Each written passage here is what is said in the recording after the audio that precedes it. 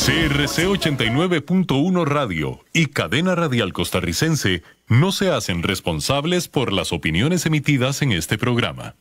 Transcomer, puesto de bolsa de comercio, presenta a las 5 con Alberto Padilla.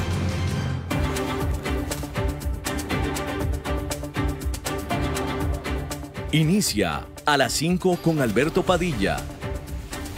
Un programa diseñado con el objetivo de llevarte diariamente un tema de actualidad, acompañado siempre de reconocidos editorialistas, de lunes a viernes a las 5 de la tarde por CRC 89.1 Radio.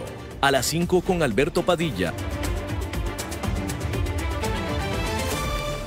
Hola, ¿qué tal? Saludos, bienvenidos a esta emisión de A las 5 con su servidor Alberto Padilla. Muchísimas gracias por estarnos acompañando. Gracias por estar ahí. Le mando cálidos saludos desde la señal de CRC 89.1 Radio en San José, Costa Rica, desde donde estamos transmitiendo hasta el punto, en el tiempo y en el espacio en el que usted nos está escuchando, porque estamos saliendo en diferentes vías simultáneamente, por ejemplo, en Facebook Live, en la página de este programa.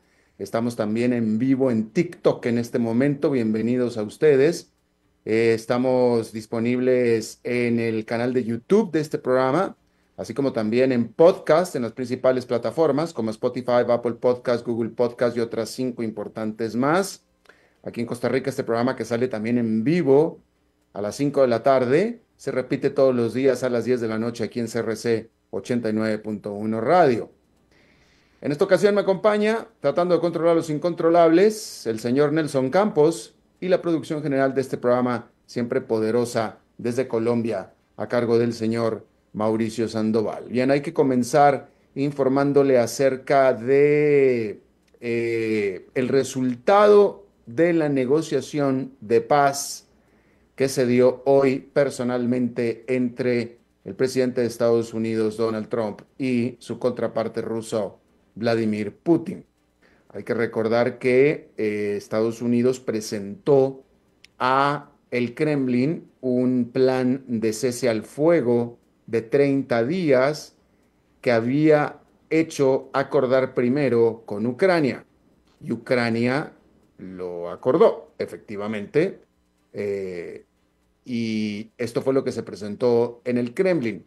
No se conocieron exactamente los detalles del plan que se llevó al Kremlin, pero tenemos que asumir que era un cese al fuego, una tregua de 30 días. Eso fue lo que se informó y es lo que asumimos que tuvo que ser. Esto se lo digo porque lo que logró el presidente Donald Trump de Vladimir Putin este martes fue un cese al fuego. Bueno, no un cese al fuego, no. Yo creo que más apropiado es decir un cese a los ataques única y exclusivamente a las instalaciones de energía eléctrica y de infraestructura. Eso fue lo que acordó Vladimir Putin. 30 días de no atacar la infraestructura energética ni en general de Ucrania y tampoco Ucrania a Rusia.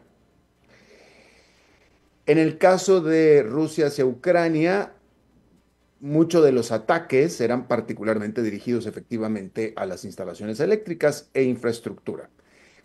Digamos que hacia Ucrania era instalaciones eléctricas, Ucrania hacia Rusia era infraestructura, refinerías petroleras y etcétera. Eso es lo que se llega a una tregua de 30 días, no atacar. Eso sí, van a poder atacar todo lo demás, incluyendo, como ha sucedido tanto por parte de Rusia hacia Ucrania, aunque también de Ucrania hacia la capital de Rusia, edificios habitacionales y la muerte de civiles. O sea, ahí sí, con eso no hay tregua, con eso no hay cese al fuego, pero por lo pronto esto es lo que acordaron y Ucrania estuvo de acuerdo también. Ucrania aceptó esto para lo que pueda servir.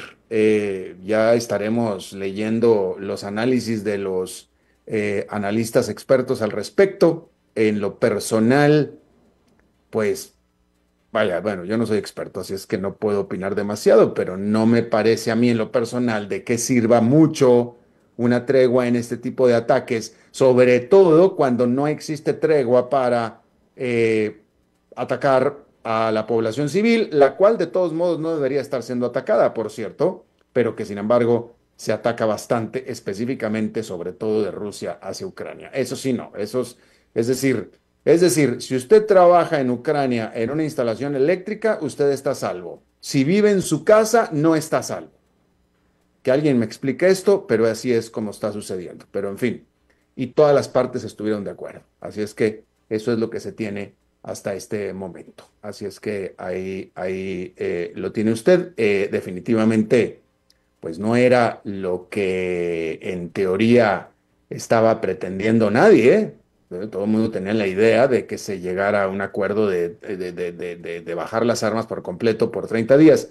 Lo que sí es que hay que agregar que junto con este acuerdo se anunció que inmediatamente están iniciando las negociaciones para efectivamente un cese al fuego total.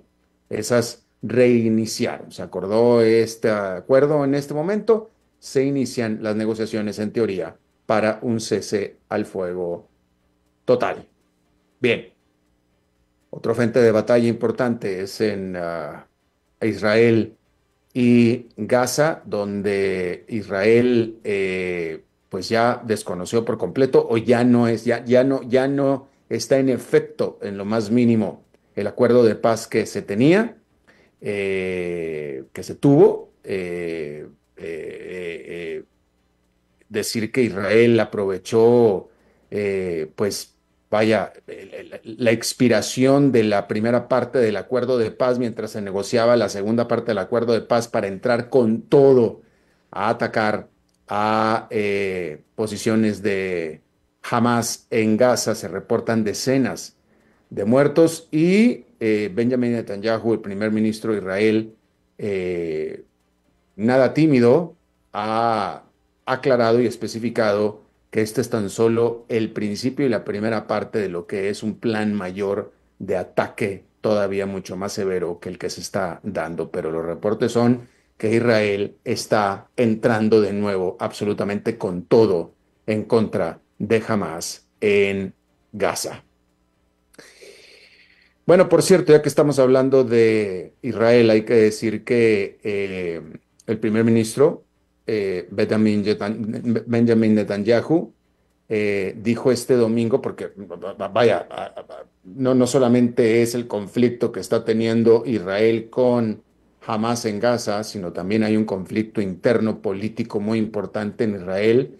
Y a este respecto, el primer ministro dijo que despediría a Ronen Bar, que es la cabeza del Servicio de Seguridad Doméstico de Israel, el Shin Bet.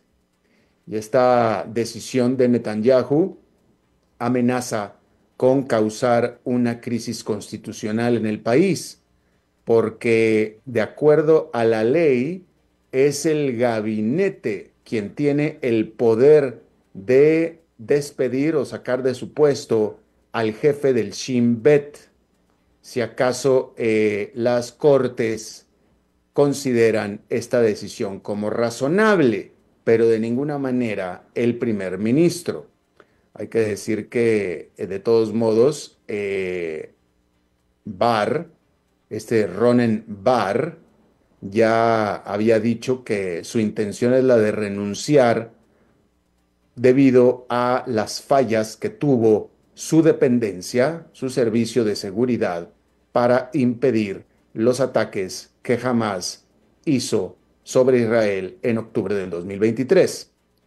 Sin embargo, decir que el timing de lo que está sucediendo en este momento está levantando todo tipo de cuestionamientos, porque Shin Bet, el servicio de seguridad, resulta que es quien está liderando unas investigaciones sobre muy cercanos colaboradores de Benjamin Netanyahu, de los cuales hay sospecha que filtraron documentos secretos al gobierno de Qatar a cambio de dinero para ellos, por supuesto. Hay que decir que el fiscal general de Israel le dijo al primer ministro que no parece que él tenga el poder para despedir al señor Barr simplemente porque hay un conflicto de interés. Está investigando a gente muy cercana al primer ministro y no está claro si el primer ministro no está incluso afectado o involucrado. Y eso es lo que se está investigando. De cualquier manera, se espera que la Suprema Corte de Justicia de Israel se niegue y tenga algo en contra, un asunto en contra de esta decisión del primer ministro. Por tanto, entonces, se prevé que va a haber un encontronazo entre el gobierno de Israel y su sistema judicial sobre quién tiene más poder y el poder último. Hay que decir, y hay que recordar, que estos graves problemas políticos y sobre todo de enfrentamiento de Benjamin Netanyahu con su sistema judicial viene desde antes, mucho antes de el ataque de octubre del 2023 por parte de Hamas, que es lo que ha acaparado la atención de Israel. Pero Netanyahu ya venía con el lodo hasta las orejas en problemas de enfrentamiento con su sistema judicial. Bien, decir que este próximo 2 de abril, el presidente de Estados Unidos, Donald Trump, tiene la intención de aplicar lo que llama aranceles recíprocos a las importaciones foráneas o extranjeras para, de acuerdo a lo que él dice, equiparar las aranceles que los países extranjeros ya establecen o ponen sobre productos que importan de los Estados Unidos. De cualquier manera, se espera que el resultado de todo esto sea, pues, bastante negativo en general. Por ejemplo, la Unión Europea aplica un arancel del 10% a los automóviles importados comparado con el 2,5% que hace los Estados Unidos sobre todos los vehículos también. Sin embargo, las camionetas pick-up de Estados Unidos, sobre estas, las tarifas o los aranceles son más altas, de 25%, son 25%. Por tanto, entonces, estas tarifas o estos aranceles deberían, sobre estas camionetas, de bajar al 2%, al 2,5%. Sin embargo, no va a suceder así, ¿sí? Hay que decir que en el caso de específicamente de Europa, el comercio internacional es vital para la actividad económica del viejo continente, más que para los Estados Unidos. Estados Unidos tiene un mercado doméstico gigante que lo protege de mayor manera, que el mercado doméstico de Europa protege al viejo continente. Hay que decirlo así. Es una fortaleza que tiene la economía de Estados Unidos, es su importante mercado doméstico. Ya hemos hablado muchas veces aquí que 3/4 partes de la actividad económica de Estados Unidos viene del consumo interno. Entonces, digamos que ese es un punto bueno en una guerra comercial internacional para Estados Unidos. Europa no tiene ese lujo. Hay que decir que las cifras de comercio europeo que se dieron a conocer este martes, cifras correspondientes al mes de enero, están mostrando un superávit bastante saludable, aunque más chico de lo que se esperaba, de 16.200 millones de dólares, de acuerdo a lo que se registró en diciembre del 2024. Y por supuesto que casi todos los países de Europa quieren que su comercio permanezca abierto. De hecho, tan así que la Unión Europea recientemente firmó acuerdos comerciales con México y con el bloque sudamericano Mercosur. Sin embargo, no hay ningún acuerdo comercial que pueda firmar la Unión Europea que le llegue siquiera cercano a la cantidad de comercio que tiene este bloque con los Estados Unidos. Definitivamente el principal bloque comercial. Perdóneme, el principal socio comercial del bloque, Estados Unidos, por mucho. Así es que ahí lo tiene usted. Bueno, a partir de este martes, Meta comenzará a implementar lo que en inglés se le conoce o le llaman ellos Community Notes, que en la traducción literal al español serían notas de comunidad, sí, notas de comunidad, que es la alternativa que presentó Meta, por no decir que Mark Zuckerberg, a los revisadores de hechos, fact-checking externos que venía usando Facebook a través, bueno, no Facebook, sino Meta a través de sus plataformas sociales como Facebook y como Instagram. Este martes comienza a instituirse las notas de la comunidad o las etiquetas de la comunidad, si usted quiere también.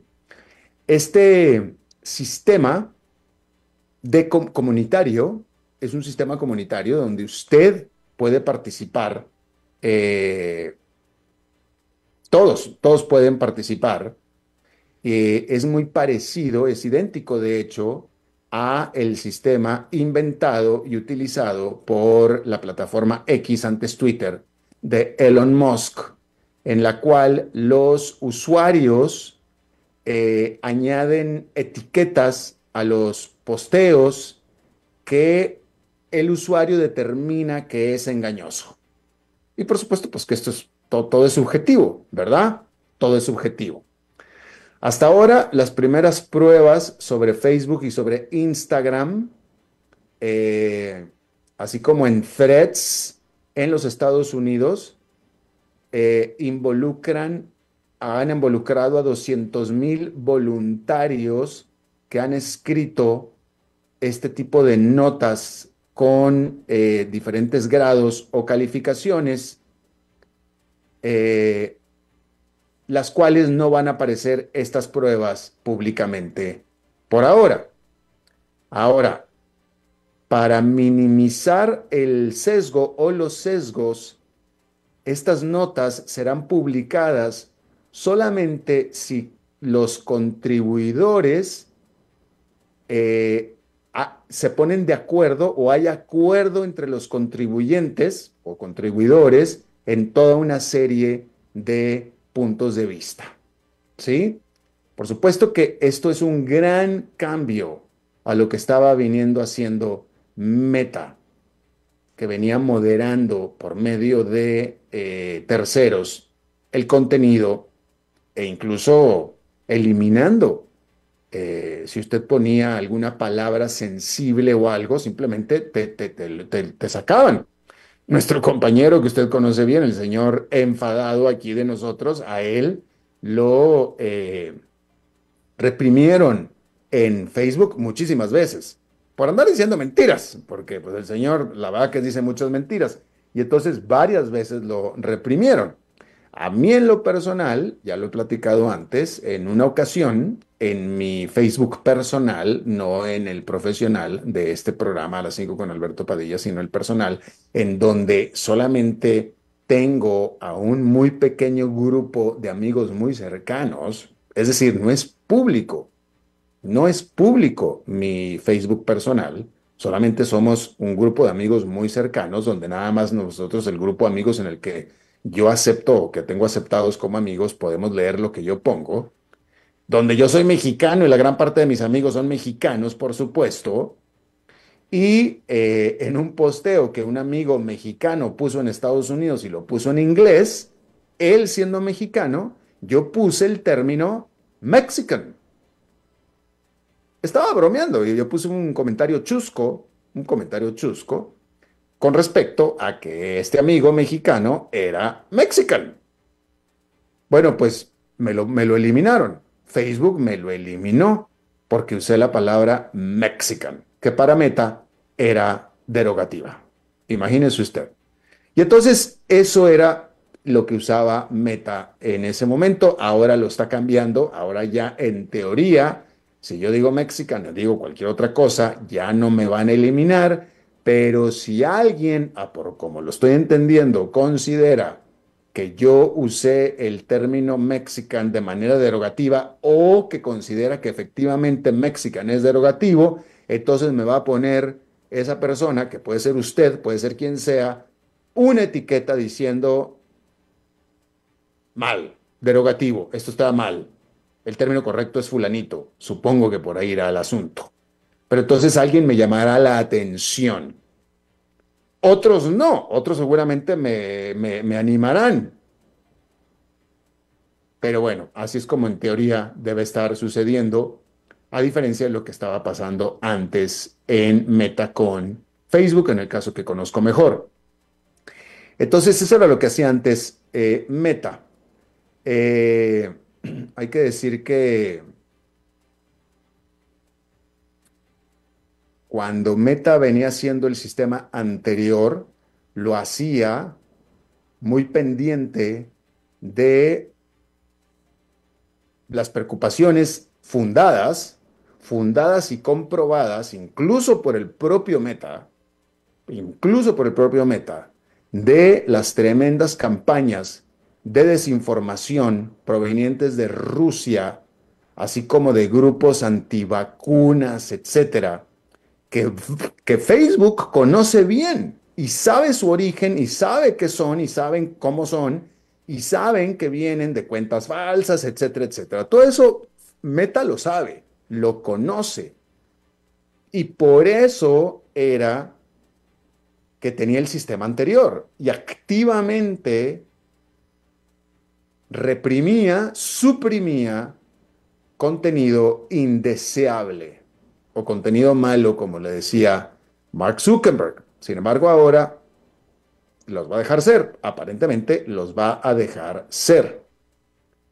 Hay que decir que precisamente, pues, después de la conflictiva relación que hubo entre Donald Trump y Mark Zuckerberg durante la primera presidencia de Trump, pues ahora hay un acercamiento muy importante entre ambos, al grado que Mark Zuckerberg estuvo en la toma de posesión de Donald Trump y pues ahora, eh, después de todo lo que sucedió, que incluso Facebook estuvo muy involucrado en suprimir cuentas de Rusia después de que se comprobó que Rusia intervino en el proceso electoral que llevó al poder a Donald Trump, etcétera, etcétera, etcétera. Bueno, incluso Mark Zuckerberg sacó al propio Donald Trump de Facebook. Incluso hasta allá llegó esto, ¿sí? Y bueno, pues ahora Mark Zuckerberg, pues tuvo que cambiar, decidió cambiar de opinión y dijo que aquellas reglas que antes estaba utilizando estaban fuera de sintonía con el discurso general actual, dijo él. Y prometió entonces ahora un sistema más libre, con menos involucramiento del propio Meta, que ya no va a meter tanto las manos Meta. Eso fue lo que anunció Mark Zuckerberg. Por supuesto que los que apoyan a ultranza la libertad de expresión, pues celebraron mucho esta decisión, pero pues ahora resulta que, pues efectivamente, ya no se va a filtrar como antes se filtraba y de por sí de todos modos había cantidad y cantidad en Facebook y en Instagram, lo que Mark Zuckerberg llama bad stuff, lo que llama mal contenido, pues ese va a fluir, va a fluir, va a fluir. Vamos a ver cómo, vaya, no sé, estoy previendo un ambiente en el que Catalina, te vas a callar. todos estos posteos de Meta, todos estos posteos de Facebook y de Instagram van a estar llenos de etiquetas por todos lados, porque hay prácticamente, realmente contenido muy indeseable, abiertamente engañoso, abiertamente mentiroso, abiertamente fraudulento en Facebook todo el tiempo. Incluso cuando había estos moderadores, terceros moderadores que había, pero ahora ya se les permitirá libremente publicar cualquier cosa y le dejarán de nuevo a ustedes que ustedes pongan estas etiquetas y de nuevo yo lo que estoy diciendo es que yo lo que voy a ver aquí, lo que vamos a ver, estamos viendo nosotros es un etiqueterío por todos lados. Eso es lo que supongo que adelanto, que es lo que va a estar pasando.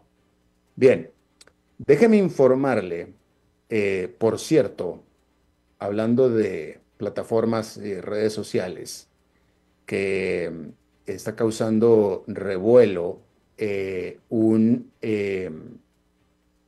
posteo que hizo el primer millonario de los Estados Unidos, así como hay una primera dama, hay un primer amigo, un primer millonario, un primer multimillonario. Por supuesto que estoy hablando de Elon Musk. Elon Musk en su red social X, antes Twitter, que él compró y que yo no sé cómo sea, si usted es usuario de X como yo, o si usted tiene una cuenta de X como yo tengo, y no paga como yo no pago, nunca pagué y ahora que Elon Musk la tiene, quiere que pague, pues no voy a pagar. Pero no sé si es porque no pago, pero yo que no sigo a Elon Musk, porque no lo sigo, todo lo que me aparece a mí cada vez que entro a X, todo lo que me aparece es contenido de Elon Musk. Lo primero que me aparece es la cuenta de Elon Musk, la cuenta de Elon Musk. No me aparecen las cuentas que yo sigo. Cuando antes de Elon Musk, lo primero que me aparecía a mí cuando yo entraba a Twitter eran las cuentas que yo sigo, de la gente que me interesa ver qué es lo que están tuiteando, que así era como funcionaba Twitter. Bueno, pues ahora no. Ahora a mí en lo personal me meten, lo primero que me meten y por los primeros 3 posteos que veo, 4 o 5 posteos, son todos de Elon Musk, todos siempre. Entonces la verdad que ya se volvió muy cansado ese asunto. Pero bueno, Elon Musk esta semana, eh, como usted sabe, él aceptó este trabajo para reducir el tamaño del Estado, el tamaño del gobierno en los Estados Unidos con el famoso Departamento de Eficiencia Gubernamental, el famoso DOGE. Hay que decir que ha despedido a miles y decenas de miles de trabajadores federales, ¿sí? En este Departamento de Eficiencia Gubernamental. Bueno, pues en su cuenta de X, él hizo un reposteo, un retweet de un tweet o un X que decía: Hitler no asesinó a millones de personas. Quien lo hizo fue el sector de empleos o de empleados públicos. Eso fue lo que dijo literalmente en inglés. El Twitter o el posteo decía literalmente, lo voy a leer primero en inglés para aquellos que ya saben en inglés y después lo voy a tratar de traducir, pero lo que decía el posteo de Elon Musk era: Stalin, Mao, and Hitler didn't murder millions of people. Their public sector employees did. Stalin, Mao y Hitler no asesinaron a millones de personas. Su sector de empleados públicos fue quien lo hizo. Y bueno, esto causó revuelo espantoso, como usted se dará cuenta, y uno se da cuenta que el propio Elon Musk, que le gusta estar haciendo este tipo de cosas, de repente se toca el corazón y se da cuenta que la regó cuando llega a eliminar, que de repente sucede, llega a eliminar algo que él puso donde se da cuenta que la regó y se arrepiente. Este es uno de esos casos. Este tweet lo eliminó. Lo eliminó. Y entonces, por ejemplo, el presidente de la Federación Estadounidense de Empleados Públicos Estatales, Municipales y Federales dijo al respecto que los trabajadores de servicio público de Estados Unidos, como son las enfermeras, los profesores, los bomberos, los empleados de librerías, eligieron ellos hacer de sus comunidades lugares más seguros, más saludables y más fuertes a ser millonarios. O sacrificaron sus oportunidades de ser millonarios para hacer mejor a sus comunidades. No son, como lo infiere el hombre más rico del mundo, asesinos genocidas. Y por ahí la reacción de toda una serie de personas de alto nivel en ese sentido. Continuó diciendo, Elon Musk y los demás multimillonarios de esta administración no tienen la más mínima idea de lo que la gente real pasa cada día. Es por eso, por lo cual están tan dispuestos a agarrar la motosierra y cortar la cabeza a miles de personas. Y declaraciones de ese tipo. Y pues ahí lo tiene usted. ¿Cuál es la razón? Vaya. Si uno tiene un subordinado, si usted contrata a una persona, si usted tiene un empleado, usted trae a un empleado para que haga un trabajo, pues usted espera que haga el trabajo y listo, no se meta en mayores problemas. ¿Me explico? Y mientras que uno entendería que el empleado tiene sus propias pasiones y tiene sus gustos y tiene sus hobbies y etcétera, uno esperaría como jefe y como supervisor que este empleado haga su trabajo y no involucre sus pasiones, gustos, ideologías y etcétera en el trabajo. ¿Me explico?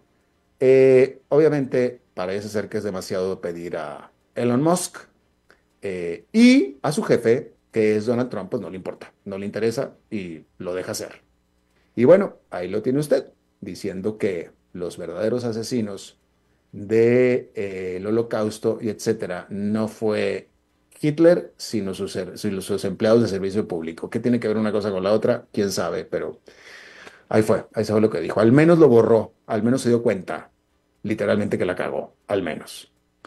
Vamos a hacer una pausa y regresamos con nuestra entrevista de hoy.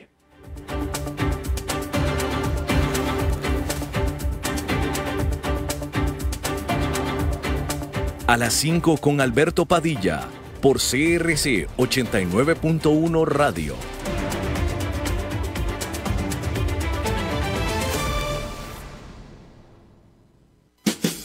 Es mejor evitar un choque. Unos segundos de cortesía evitarán atrasos y el estrés. Por eso, sea cortés, uno a la vez. Un mensaje de esta emisora asociada de Canara. Transcomer, puesto de bolsa de comercio. 22 años cumpliendo al 100% con cada uno de nuestros inversionistas. El 96% de ellos volverían a invertir con nosotros y el 97% nos recomiendan. Números que hablan. Visítanos ya en www.transcomer.com. Inversiones inmobiliarias reales.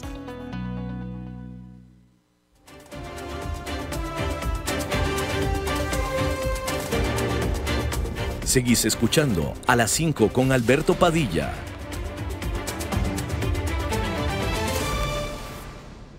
Muchísimas gracias por continuar con nosotros.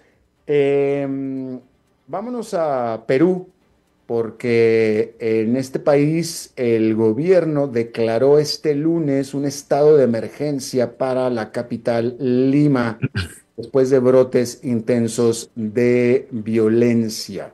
Está con nosotros desde Lima Augusto Álvarez, él es analista, él es colega periodista, tiene su propio programa de televisión y de radio, o ha tenido programas de televisión y radio, y ha trabajado también para varios medios de comunicación, etcétera.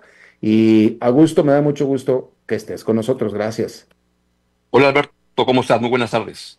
¿Qué es lo que está pasando? ¿Qué llevó al gobierno a declarar estado de emergencia y qué significa en la práctica este estado de emergencia?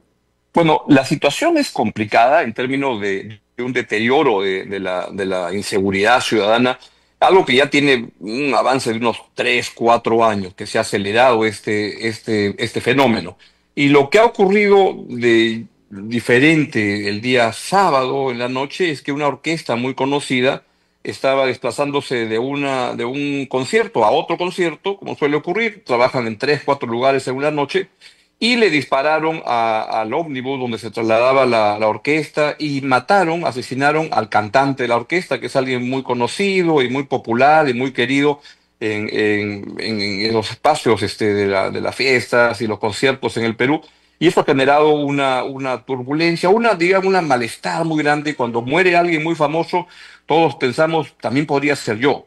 Y entonces simplemente la respuesta de un gobierno que no tiene una propuesta de política de seguridad ciudadana es declarar esta situación de emergencia que no implica en la práctica nada. Es decir, el crimen organizado avanza por todos lados y el telón de fondo es un problema de extorsión muy grande que ha crecido muchísimo. Pero entonces, en términos de la vida diaria del limeño, no implica nada esta declaración de emergencia. No, la inseguridad sigue exactamente igual digamos, si el gobierno no tiene un plan diferente, todo va a seguir exactamente igual. ¿Y cuál es la intención del gobierno de declarar esta emergencia? ¿Y qué implica de nuevo? Pues no implica en la práctica nada, implica que las Fuerzas Armadas pueden salir a las calles, ayudar a la policía, algo que ya viene ocurriendo. Y lo que simplemente el gobierno pretende con eso es dar un anuncio de que está haciendo algo.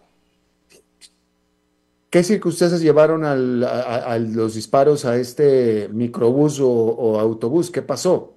Extorsiones, simplemente lo que le piden a esa orquesta es que les den un monto de dinero y si no, les van a meter bala.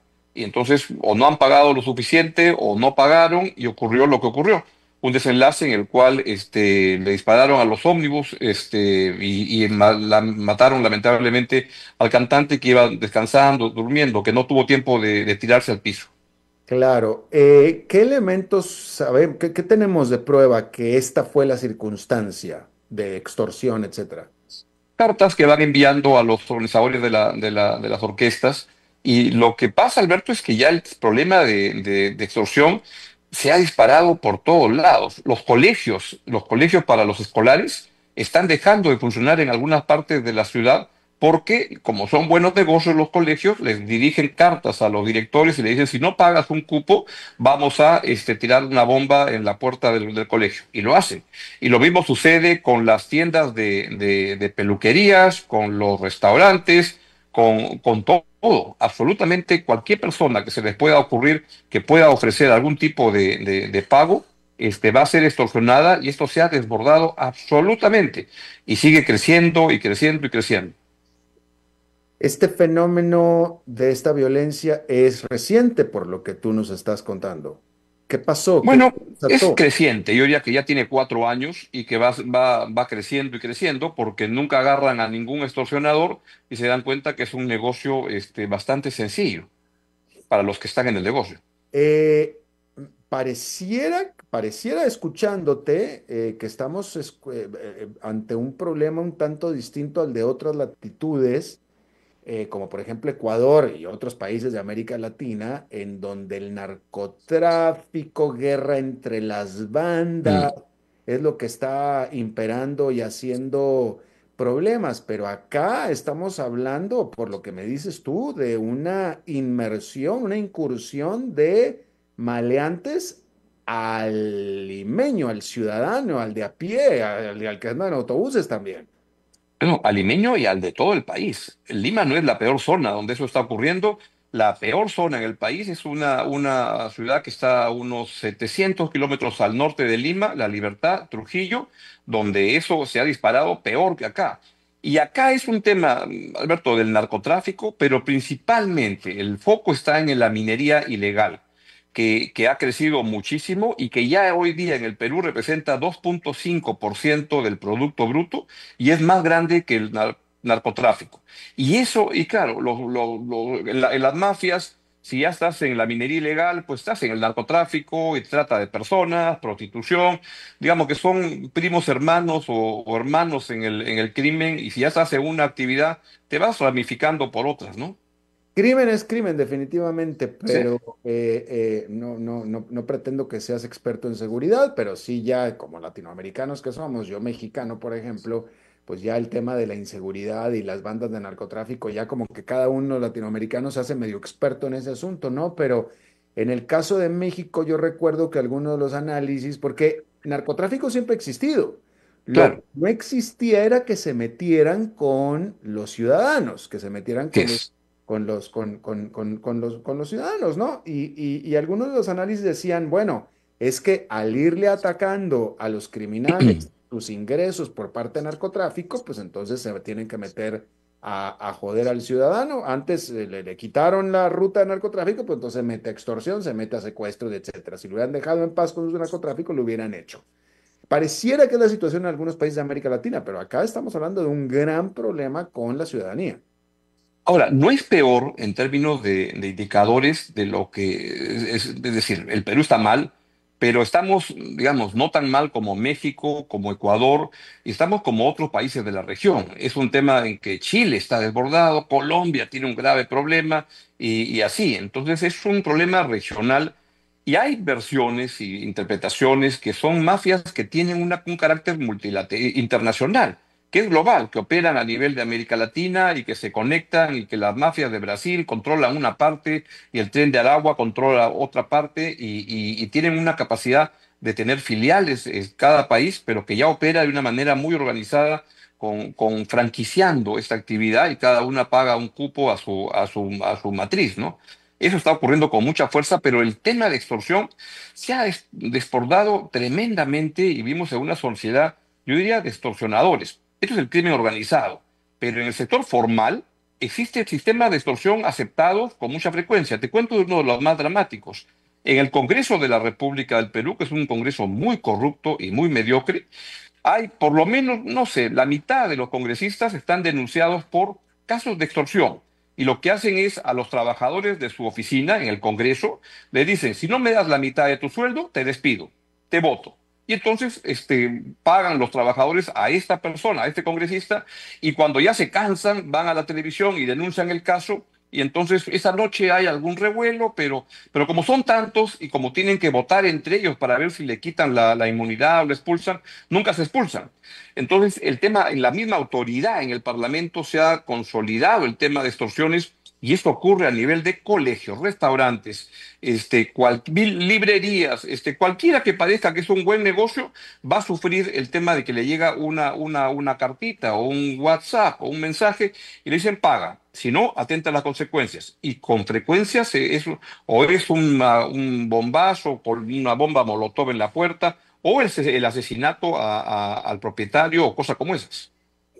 Me parece irónico, voy a ironizar aquí el hecho de que cuando la presidenta de Perú, Dina Boluarte, comenzó en el poder, se le criticaba muchísimo con la mano dura que tenía contra los manifestantes en contra de su puesto como presidenta y cómo los reprimía, que esa era como se le consideraba y las críticas y los que se les hacía, ¿no? Cómo se les tiraba encima a los que manifestaban en las calles en contra de su ascensión a la presidencia, al grado de que le llegaron a decir, en lugar de Boluarte, balearte por lo agresiva y dura que era contra estos manifestantes, y pareciera que ahora ya no es así. No, y el problema es que esto se va multiplicando y ahí está, los ejemplos van, o si tú ves que tu vecino hace eso, no le pasa nada, pues entras en el negocio.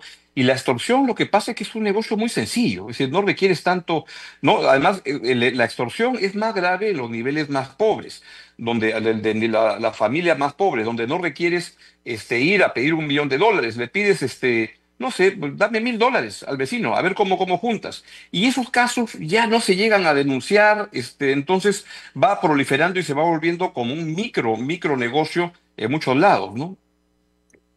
En este caso particular de esta banda musical, de este ataque, ¿hubo detenidos? ¿Ha habido detenidos? No, nada. Eh, Algo que esté haciendo la policía, es decir, ha habido, vaya, creo que ha sido muy elocuente, muy claro, pero la pregunta es, eh, eh, eh, ¿se nota acción por parte de la policía? ¿Simplemente esta está rebasada o estamos hablando de una situación en la que la policía no está haciendo nada? No, sí está haciendo lo que puede, pero yo no soy ningún experto en seguridad. Lo que puedo hacer, como todos los peruanos somos expertos en contar los muertos. Y hay Claro. 4, 5, 6 muertos diarios por estos temas y aparecen muertos por todos lados. Entonces, por lo menos a tenor de los resultados, no se ve que el plan esté funcionando.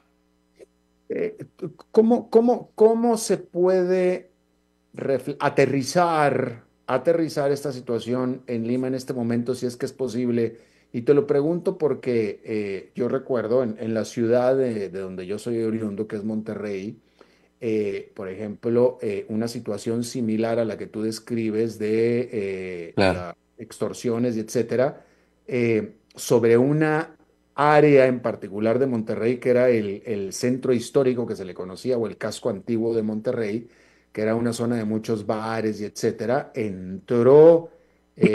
entraron a esta práctica de extorsiones generalizadas y al paso de 3, 4 años, todos los negocios cerraron, todos. Esa zona Claro. se convirtió en zona fantasma durante buenos 10, 12, 15 años y ahora está volviendo recién a aparecer, pero eso era claro efecto de la ola de extorsiones. ¿Estamos viendo algo así en Lima o en alguna Sí, ciudad de Perú?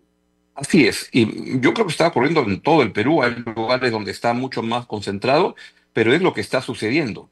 Cada negocio que tú crees que le puede sacar un dinero, te va sobre eso y algunos pagan, otros no, pero lo que hacen cuando matan a una persona de una manera muy salvaje, lo que le están mandando un mensaje al resto de establecimientos comerciales es, mira lo que te va a pasar si es que no pagas. Y entonces el temor está, pero absolutamente por todos lados. El problema principal para los peruanos es la inseguridad, largamente, y para los negocios lo mismo, y para el negocio formal, informal.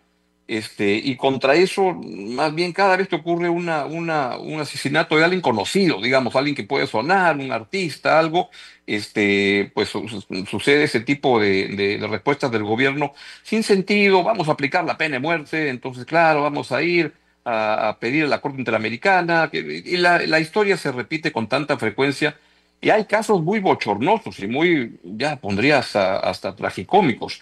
Por ejemplo, se descubre que una universidad razonablemente buena, alumnos se reúnen en un grupo de 4 o 5 alumnos para extorsionar al profesor, para que le suba las notas. Y entonces contratan a alguien que les manda un mensaje y le dicen, si no les pasas a los alumnos, pues vas a ver lo que te pasa. Entonces, el ejemplo comienza a aparecer por todo lado como una manera de solucionar problemas. Y yo me temo, algo que vengo repitiendo de hace ya buen tiempo, es que las elecciones que van a haber el próximo año van a ser tremendamente sangrientas. Me explico por qué. Hoy en día, contratar un sicario cuesta menos de $100, cuesta $80. Entonces, si yo estoy compitiendo para una diputación, para una alcaldía, y las cosas no me van saliendo bien, en vez de contratar un asesor de marketing, mira, contrato un sicario para que asesine a mi rival, que puede ser el rival de la otra lista o de mi propia lista, que me puede ganar en una mejor ubicación. Yo me temo que eso es lo que está en camino. Bueno, ojalá y no sea así, ojalá y no vaya a ser así. Augusto Álvarez, analista, economista, periodista peruano desde Lima, te agradezco muchísimo tu buena intención de charlar con nosotros. A ti, Alberto, un gran abrazo. Gracias, hasta la próxima. Adiós. Bueno, y siendo martes, vamos a cerrar esta emisión con el segmento de nuestro buen amigo Fernando Francia. Fernando. ¿Qué tal, Alberto? Un gusto saludarte a vos y a toda la audiencia. Como es martes, acá estamos.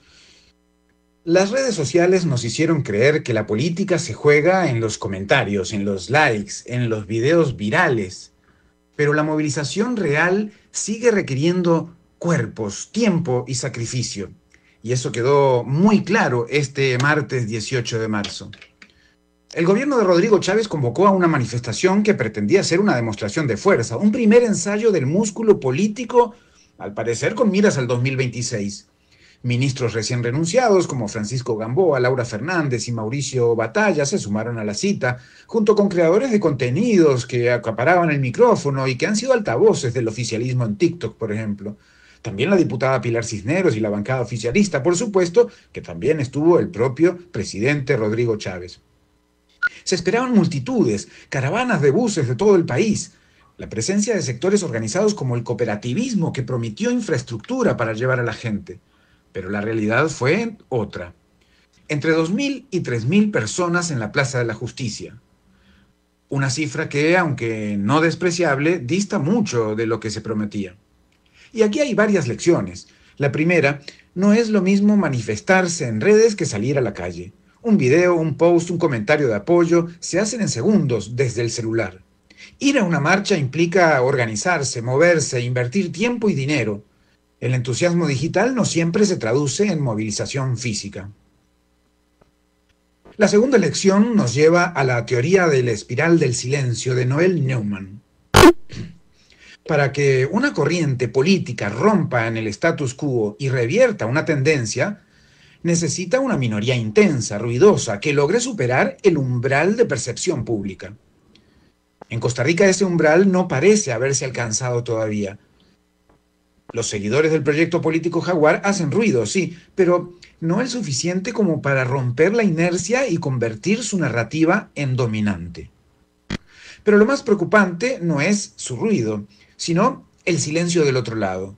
La mayoría que cree en las instituciones, en el respeto democrático, en la idiosincrasia costarricense, parece estar callándose. No es que hayan desaparecido, sino que su voz es cada vez menos audible, y en política, cuando un grupo se silencia, el que grita parece más grande de lo que realmente es. Por último, una clave. Las encuestas. Siguen dando estas encuestas una gran aprobación a la gestión del presidente Chávez, a su figura, lo que es muy alto, cerca de un 60-70% según encuestas, para un tercer año de gobierno. Pero la pregunta es, ¿ese apoyo es real o es un reflejo de la tendencia de muchas personas a dar la respuesta que creen que el encuestador espera? Y otra pregunta, ¿ese apoyo puede transferirse y convertirse en una acción electoral posterior? Porque en tiempos de polarización, cuando las opciones parecen ser blanco o negro, muchas veces la gente elige la respuesta más fácil o la de más ruido. Entonces, ¿qué vimos este martes? Un gobierno que quiso medir fuerzas y se encontró con una realidad más fría. Una minoría ruidosa, pero no lo suficientemente fuerte como para alterar la correlación de fuerzas. Y una mayoría silenciosa que, si sigue sin hablar, puede terminar siendo arrastrada por la inercia del ruido.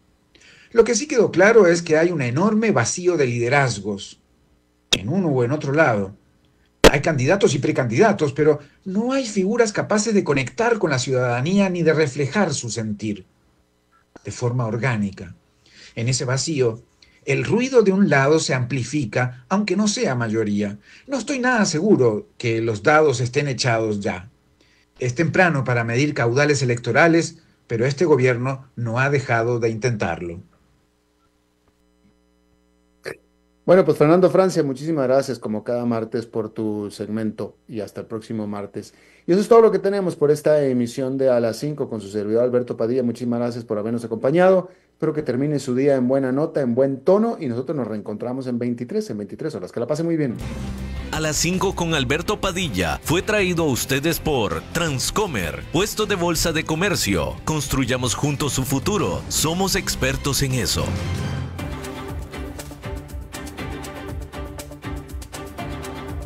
Concluye A las 5 con Alberto Padilla.